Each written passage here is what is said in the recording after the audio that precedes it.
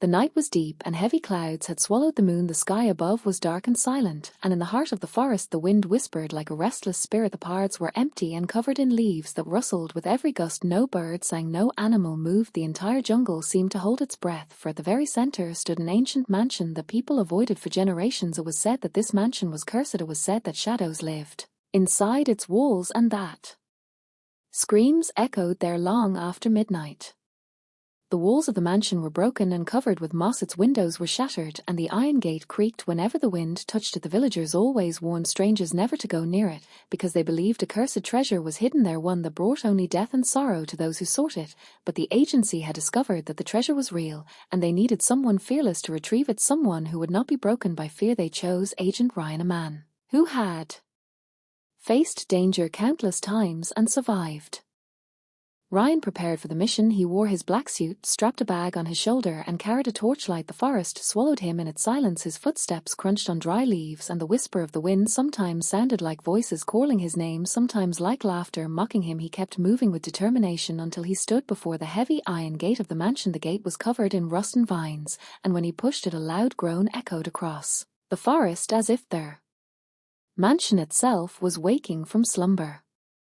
Inside, the air was thick with dust and decay. Cobwebs hung from the walls. The floor was covered in broken tiles, and a torn carpet lay faded and lifeless. Broken chandeliers dangled from the ceiling. Every corner was filled with darkness. His torch cut through the gloom, but what he saw was no less disturbing. In one corner of the hall, a bronze lamp glowed faintly by itself, though no hand had touched it. His heart beat faster, but he pushed forward. Suddenly the main door slammed shut behind him. The echo rolled through the halls like thunder, and the room fell into a deeper silence.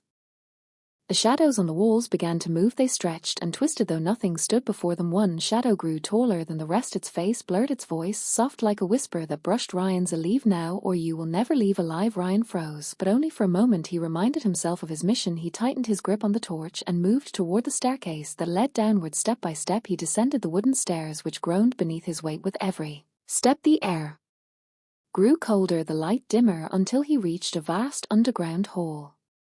The hall was lined with portraits of a cruel king who once ruled with terror. In one painting, the king raised his sword over kneeling prisoners, their faces twisted in agony. In another, he sat on a throne surrounded by wealth and skeletons. The paintings were so vivid it seemed as if their eyes followed Ryan as he walked by. At the center of the hall stood a stone chest wrapped in chains. The chest was engraved with strange symbols that glowed faintly. As Ryan approached, he placed his hand on the cold surface, and the chains rattled violently before breaking apart on their own.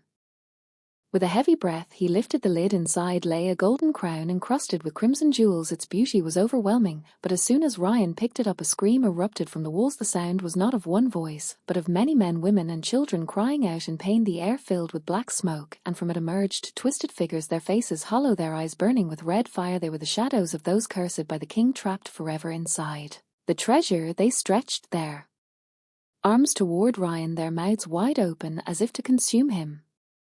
Ryan stumbled back, pulling a glowing device from his bag. It emitted a blue wave of light that pushed the shadows back. For a moment they shrieked and dissolved into the smoke, but they returned again, stronger, their forms thickening like tar dripping from the walls. Ryan knew he could not fight them forever. He clutched the crown and shouted, "This mission will be completed no matter the cost." But the mansion shook with a booming voice that rattled the stones of the hall. "This treasure does not belong to you. It is bound by the curse of eternity."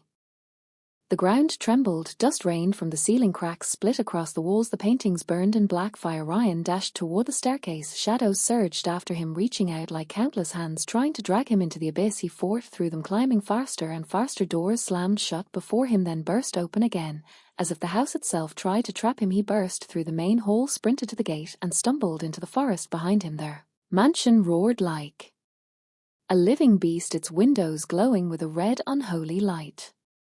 Ryan ran until the forest opened into a clearing. His lungs burned, his legs ached, but he did not stop. When at last he reached the headquarters, he placed the crown on the steel table. The agents gathered around, staring at it with awe. Yet as they stared, the lights flickered above them, shadows crawled faintly across the walls. Ryan looked down at the crown. Its crimson jewels gleamed like living eyes, and for a moment he felt something watching him, breathing with him, whispering through him.